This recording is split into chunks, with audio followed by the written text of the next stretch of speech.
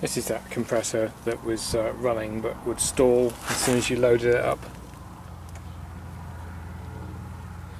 It's got quite a bit of oil in there, it's probably got a bit too much in there if anything.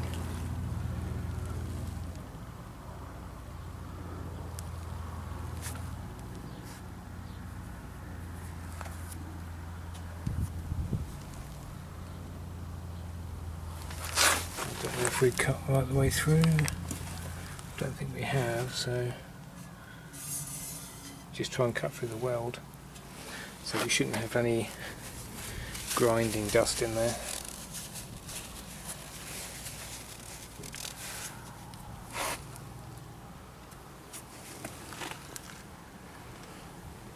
Well, let's get the oil took out and see if we can get the compressor lifted out to cut through this, I think. Because that's your discharge pipe that comes around to there.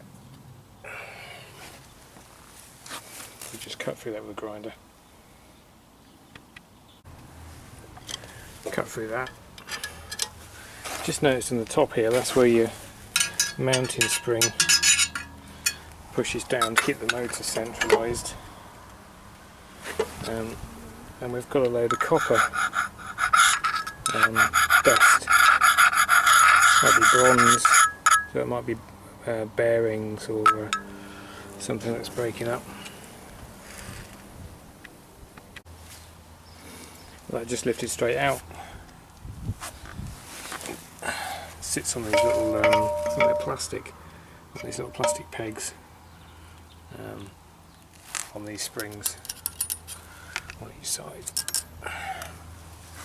And then there's your discharge pipe down here, goes through the oil, warms the oil up, then comes out, and it goes around this way, up and out, and then down and out here. It comes out down here.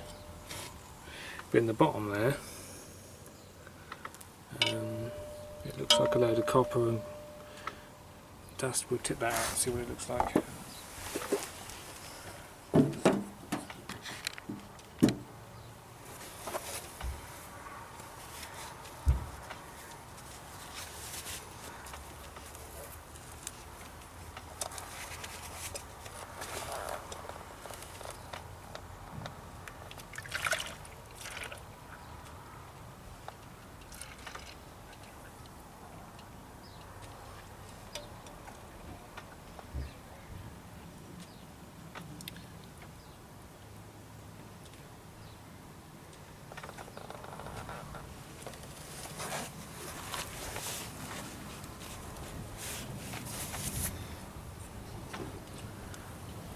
That was fresh oil. That's had about a couple of hours run time on it. That was clear when we put it in.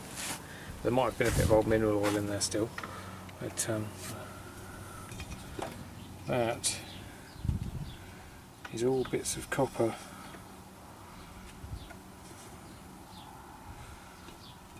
And that I think is either a bit of plastic, or could even be a bit of flux from silver soldering. It's very crunchy. I think it might be a bit of flux. Another piece there, unless it's plastic out of the windings. It seems probably see if we can dissolve it in some water. Some other bits in there, but there's an awful lot of copper or bronze.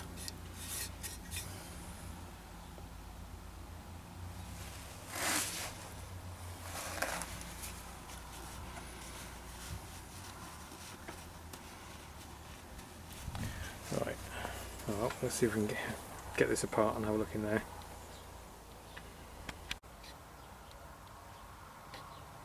Got the end plate off at the moment. You can see the dirt on there where I've cleaned it and where I haven't, and that is full of copper dust as well. That bearing has got a few score marks on there. You can see all the copper up inside the end of the crank. That's where the oil goes up. It's a hollow crank. It's kind of like a sort of a screw or an auger. As it spins around, it sucks the oil up inside, and all that's in here is copper.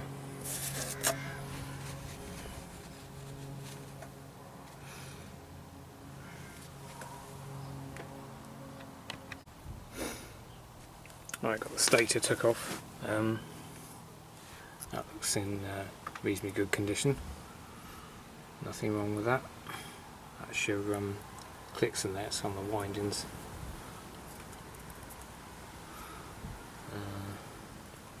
There's no marks on this. I think these are where I've lifted it off.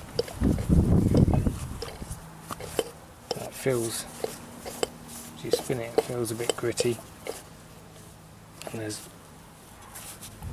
a tiny bit of movement in it, but I'm not sure how tight these should be anyway, but it just don't, normally they feel quite smooth.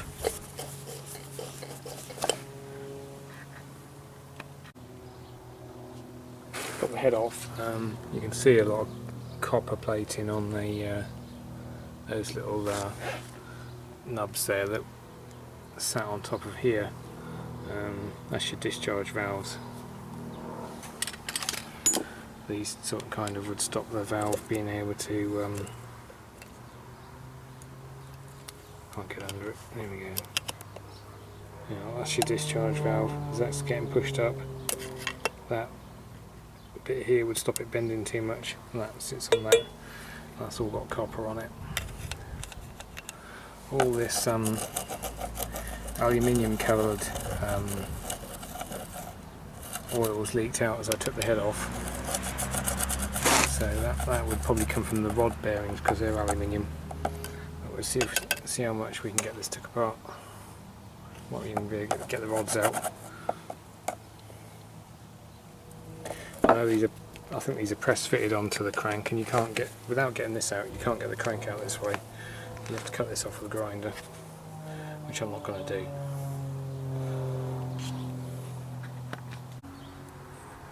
Just pop the head off of that. This thing's been open for about 2 weeks, and despite that, you can still see where all that's foamed up. There's been refrigerant trapped in the oil in that little pocket. So you need to be very careful taking these apart, even if they've been sat idle for weeks. They can still have a lot of pressure underneath a bolt head or something. You'd have to send a jet of oil out into your eye or something like that. So you always want your safety goggles on or something when you're quite a short stroke on these, isn't there? Bores don't look too bad. So that's your suction valves, and then your discharge ports. Got 3 discharge ports. I think these are riveted on these, the suctions. There you go, 2 long suction ones.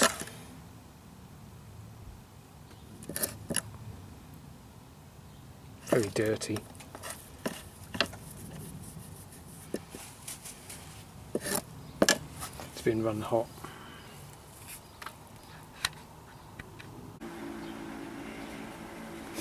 Right, in the end I cut through the block with a grinder as far as I could, and then got a chisel in the gap I'd made and split it, because it's cast iron, it splits quite easily. Anyway, I like to cut the crank in half as well to get that out. But that's main bearing. That takes most of the loading there. And the other bearing is this one at the bottom here. That's not too bad, it's a bit just looks a bit worn really, but there's quite a bit of copper on the crank. There's a little bit of copper on the journals there for the conrod bearings. They've got some score marks inside.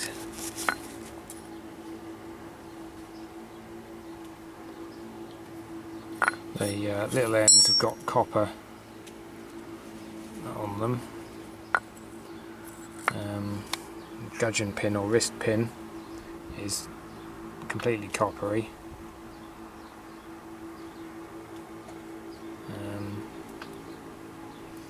That ring there is a retaining ring. It sits around the piston there and stops the gudgeon pin being able to come out the side of the piston and wear a groove in the ball. That's got copper on it as well. And the piston ring's got copper on it.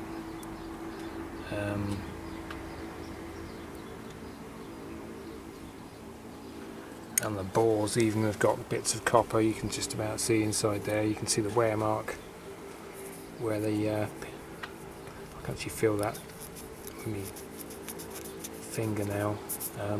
That's where the it's as far down as the piston ring would go. The bottom half is just the piston skirt would have rubbed over that. And there's copper on the actual block itself. So this I think is a sign of copper plating. It might be run with moisture or acids in the system previously, and that'll take copper out of the pipework and plate it onto the hot parts of the compressor. So you tend to see it around the wrist pins and the pistons, and also on the valves, bearings, anywhere that's hot. It plates the copper back out of the oil and the refrigerant onto the steel. I was wondering whether it, because we'd just installed it and it sort of failed. It wasn't something I'd seen run previously. You want to rule out that it's something you'd done when you installed it. There's some spots of copper inside there.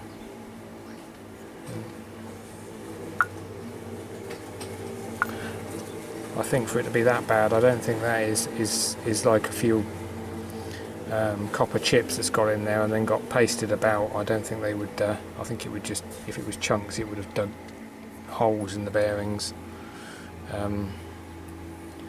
Rather than this, I think this is copper plating from being run with either high moisture or high acid content.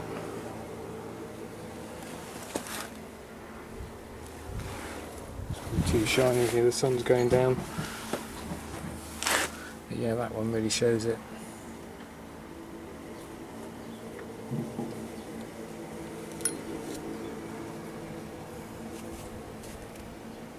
I mean, even on the block you can see there's coppery at the top,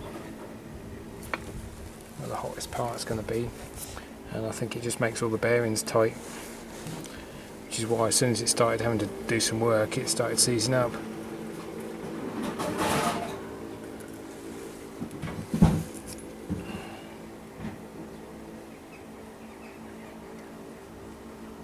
I'm not sure whether this should have had a copper washer in the bottom there, like a bearing like this, so it may be that has broken up. That might be a lot of where this dust's come from.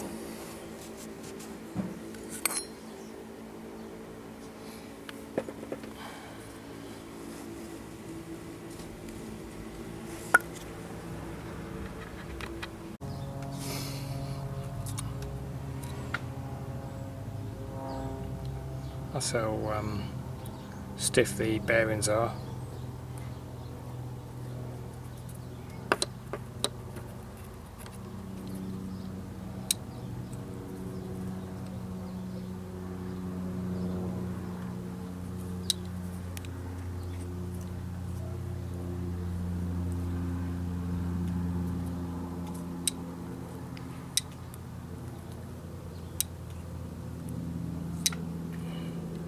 If you imagine that, we're sort of 200 or 300 pounds above it. It's enough to make it tight, I suppose, to make the motor overloaded.